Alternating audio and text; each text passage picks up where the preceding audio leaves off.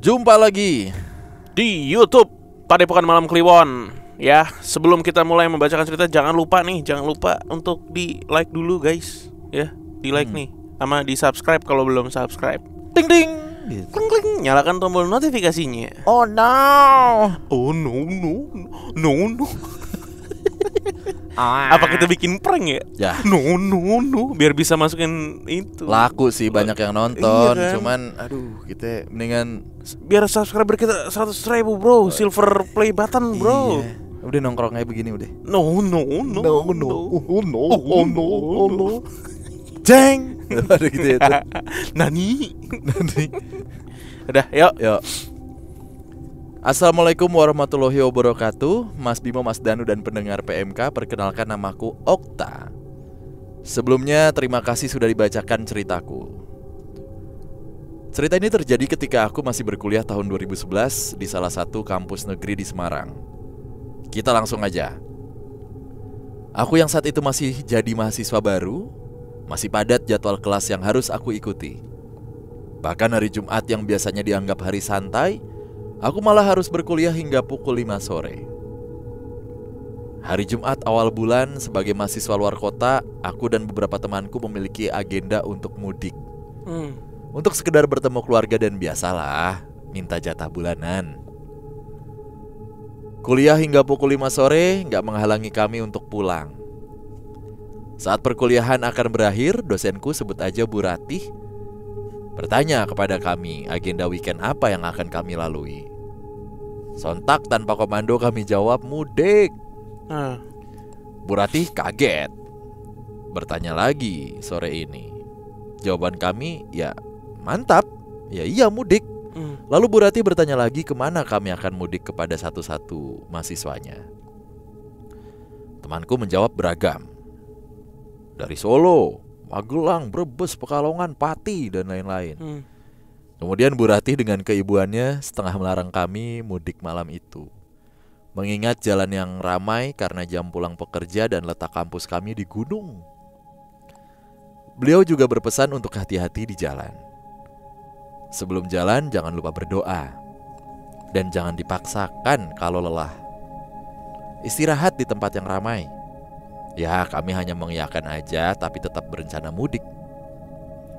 Selesai perkuliahan, aku dan teman-teman bersiap mudik.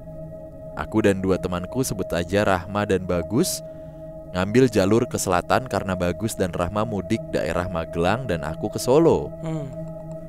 Kami akan berpisah di Simpang Bawen. 3 motor berjalan beriringan. Di depan Rahma, di tengah aku, dan di belakang Bagus. Start dari gerbang kampus sekitar pukul 6. Sebelumnya kami sholat maghrib dulu dengan niat agar di jalan tanpa berhenti. Perjalanan dari kampus ke jalan Semarang Solo memerlukan waktu 15 menit. Berkelok-kelok khas pegunungan. Aku merasa sedikit bergidik ketika melewati jalan yang kiri kanannya kebun duren. Pasalnya, aku melihat ada sosok putih berdiri di jok Rahma. Aku mulai istighfar dan berdoa agar sosok itu hilang. Hilanglah sosok itu setelah aku baca-baca doa. Aku pikir, sudah ya, gak ngikut gitu. Setelah kurang lebih 45 menit perjalanan, sampailah kami di pertigaan Bawen. Rahma dan Bagus belok arah Magelang. Aku lurus ke arah Solo. Wah, jalan sendiri, gelap lagi, gumamku saat itu. Jalan Bawen Salatiga melewati kebun kopi yang naik turun dan menikung tajam. Saat itu jalanan sepi kendaraan yang berpapasan denganku. Itu bisa dihitung bisa dihitung jari. Dikit ya. Jarak kendaraan depanku pun lumayan jauh. Udara kala itu pun lumayan dingin, bahkan menembus jaket gunungku. Aku coba bernyanyi kecil untuk mengusir takut.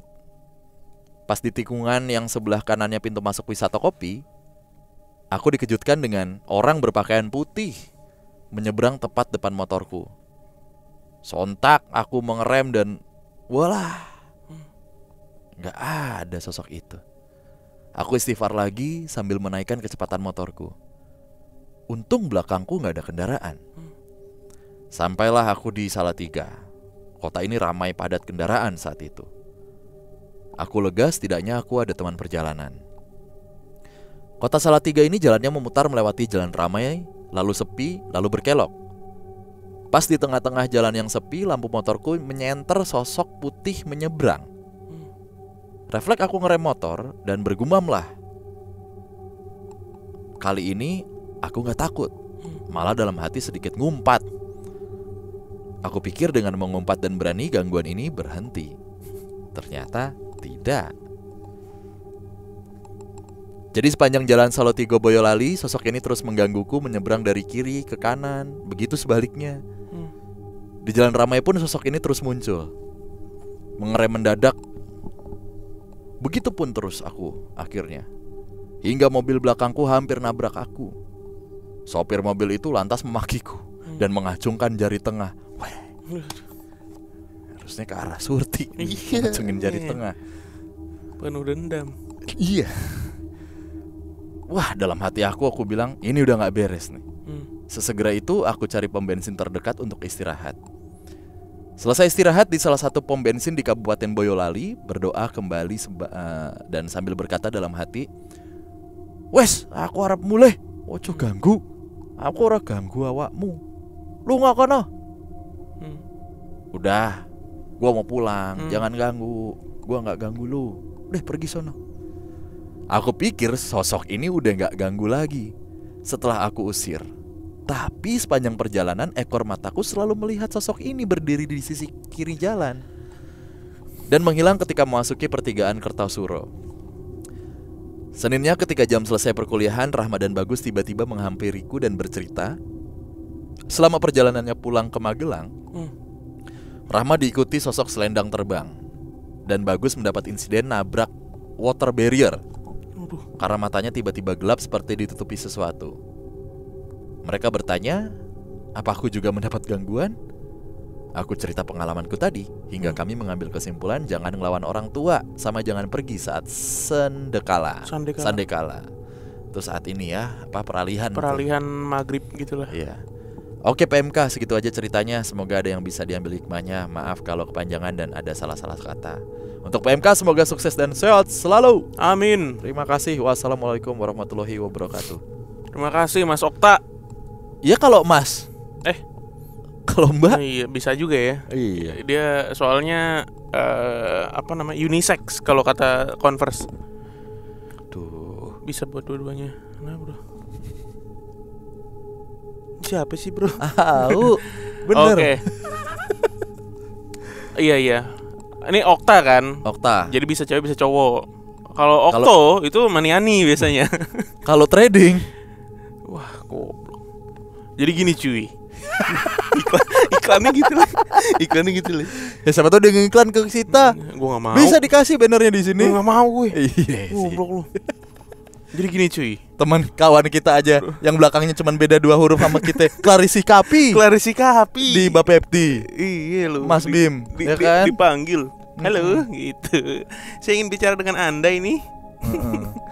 Ya gitulah. Gue yang ngeri. Udah gak jadi. Udah, ini dulu nih. Nah, cerita ini, saudara-saudara ya, cerita ini tuh membuat gua sedikit nostalgia dengan kondisi gua saat gua galau 2012. Yang mana gua lama di Semarang. Itu satu. Jadi apa yang diceritakan gua tahu sepenuh detailnya, jalanan dan lain-lain. Dan di masa-masa itu tuh 2012 2013 tuh terakhirnya gua masih kontak sih sama teman-teman komunitas motor dan lain-lain gitu. Jadi masih touring-touringan lah gua. Gitu, masih touring-touringan. Dan kebiasaan di keluarga besar gua di Solo pun tuh ada yang keluarga dari Semarang.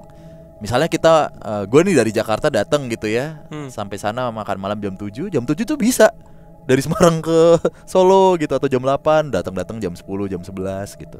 Jadi memang untuk teman-teman yang ada di Solo, Jogja dan sekitarnya ya, Jawa Tengah gitu, memang sudah terbiasa untuk keluar kota naik-naik motor gitu. Sebenarnya mah kayak ini aja, kayak orang Bogor kerja di Jakarta, Jabodetabek gitu. Iya, kan 2 jam juga kan. 2 jam 3 jam lah. 3 jam 4 jam kalau naik motor kalau santai gitu. Wah, rutenya semua pernah gue lewatin tuh. Dan gue pernah sendiri Pak. Lebih serem dari ini. Jadi gue tuh dari Ciamis mau dari ke bawah nih berarti nih. Ciamis di bawah kan? Ciamis. Ini di luar dari ini ya. Jadi gue ngerefleksi gitu. Gue pernah gue solo touring waktu itu. Gue sekali-sekalinya gue pengen solo touring. Jadi dari Jakarta gue ke Bandung terus di Ciamis. Diketemuin teman-teman di Ciamis. Nanti gue ketemu di tengah lah, perbatasan Jawa Tengah. Oh enggak, sana lagi, perbatasan Jawa Tengah. Jawa Barat Jawa Tengah ada restoran Priksewu tuh. Di gunung-gunung. Wah, mana-mana aja. Sendokir Pak gua. Wah, motor gua terondol lagi. Jadi motor gua copot speedometer ya tuh. Ya satu-satunya jalan gua nyari kendaraan aja.